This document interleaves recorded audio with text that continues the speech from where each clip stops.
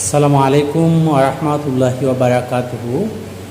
আমি আপনাদেরকে গতকালকে বলেছি প্রেজেন্ট পারফেক্ট টেন্স, আজকে আপনাদেরকে বলবো past perfect tense. Past perfect tense হচ্ছে অতীতকালে দুইটা কাজ সংগঠিত হলে যে কাজটি প্রথমে হয় সেই কাজটা হচ্ছে past perfect tense.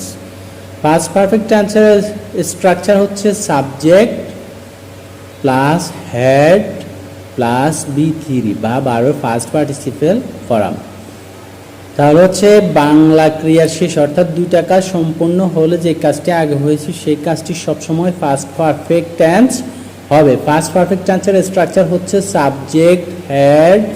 Subject plus বারবার ফার্স্ট পার্টিসিপেল ফর্ম বা বি3। বাংলা বাক্যর শেষে আপনি যেটা ফার্স্ট পারফেক্ট টেন্স কীভাবে চিনবেন, যখন কেউ বাংলা কথা বলবে তখন বাংলা কথার শেষে আপনার